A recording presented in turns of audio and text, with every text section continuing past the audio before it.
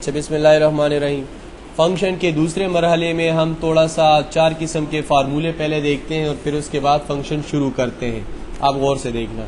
Number 1, ये मैंने कुछ वैल्यू लिखी, जैसे जिसमें लिखा मैंने 5, 10, 15 और 20। इन चारों पे मैंने मुख्तलिफ किस्म के फार्मूले अप्लाई करने हैं। अब फार्मूले क्या है? वो वैल्यू जिसमें ऑपरेटर बाउंड ना हो, अपनी मर्जी के मुताबिक कोई भी परफॉर्मेंस एक्शन परफॉर्म कर सकता हो। जैसे मैं कहता हूं ये वैल्यू प्लस का सिंबल, ये वैल्यू उसने जमा कर दिया, एंटर करूंगा वो जमा कर देगा। ये कहलाएगा जमा करने के लिए फार्मूला। प्लस करने का ये फार्मूला। माइनस करने के लिए क्या फार्मूला होगा? इक्वल टू ये वैल्यू माइनस का निशान और ये वैल्यू। जवाब जो भी आएगा उसी तरीके से आ जाएगा। माइनस में आता है या प्लस में आता है वो जवाब आपको बता देगा। डिवाइड के लिए क्या तरीका होगा? इक्वल टू ये वैल्यू, डिवाइड के लिए ये सिंबल यूज होगा, ठीक है ना, जो शिफ्ट के करीब है। Divide by this value, enter, देखिए डिवीजन हो जाएगी। मल्टीप्लीकेशन के लिए क्या प्रोसीजर होगा? इक्वल टू ये value asterisk, asterisk mean multiply, multiply by this value.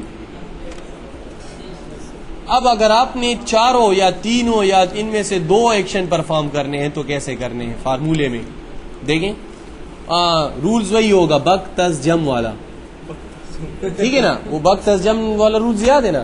पहले ब्रैकेट को वो करेगा, फिर उसके बाद जो है वो तकसीम करेगा, फिर इस तरीके से जम और आखिर में मनफी। इस तरीके से वो बक तस जम वाला रूल्स अप्लाई करेगा ये। यानी देखो, अगर मैं आपसे पूछूं 2 × 2 ज़रबे 2 किसके बराबर है? 2 × 2 ज़रबे 8। हाँ, 2 × 2 ज़रबे 2 8 के बराबर है। अच्छा, ये 6 के बराबर क्यों नहीं है?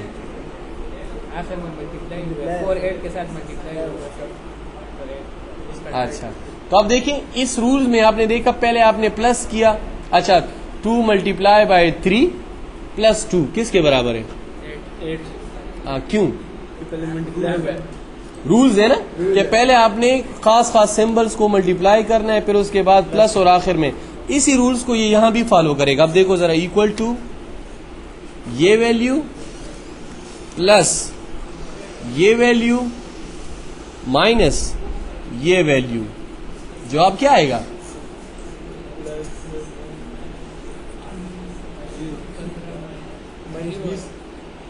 जीरो आएगा। चलो चेक करते हैं। अच्छा, अब देखें, इससे पता चलता है कि आपकी मैथ्स कितनी स्ट्रांग है। अच्छा, अब देखें एक और चीज है, फार्मूले में आप खुद से भी वैल्यू दे सकते हो। जैसे कि फॉर एग्जांपल मैं कहता हूं ये जमा ये मनफी ये मल्टीप्लाई 6। अब ये मैंने खुद से लिखा, कोई सेल में कहीं पर 6 फिक्स नहीं पड़ा, मैंने डायरेक्ट लिख दिया मल्टीप्लाई बाय 6। अब ये आंसर क्या आएगा? 0 आएगा। 0 के साथ जो भी वैल्यू मल्टीप्लाई होगी 0 ही आएगी। क्लियर हो गई बात ना?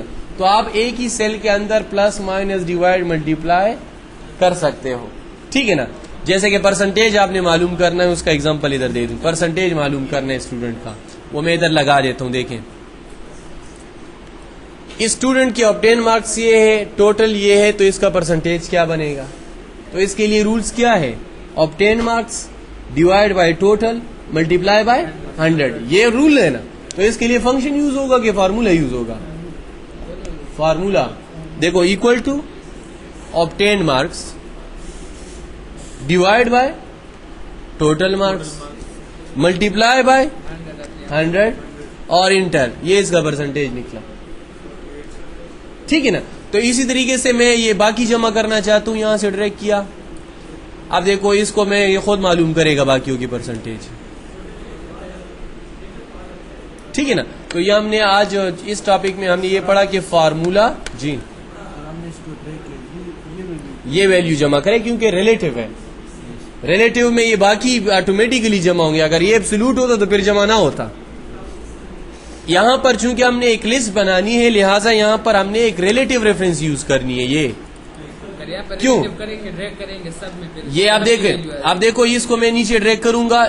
जब मैंने इसको इधर नीचे ड्रैग किया, यहां पर इसकी एड्रेसेस चेंज हो गई, जिसकी वजह से ये वैल्यू जमा हुई। जब मैंने नीचे ड्रैग किया तो वो वाली एड्रेस इसमें चेंजेस हुई, तो रिलेटिव का यहाँ पर बहुत अच्छा इस्तेमाल है, क्योंकि नहीं एब्सोल्यूट का नहीं, एब्सोल्यूट में तो यही वैल्यू फिर नीचे आएगी। हाँ बिल्कुल, डीएमसी इसकी मदद से उसकी कैलकुलेशन वहां पर सम को इसी तरीके से रिलेटिव रेफरेंस से जो है जमा किया जाता है। ठीक है, अब जमा करने के 5-6 तरीके हम देखो, सारे तरीके डिस्कस करेंगे, लेकिन यहाँ तक तो मैंने सिर्फ फार्मूले को डिस्कस किया कि फार्मूला क्या है और किस तरीके से एक्शन परफॉर्म करेगा।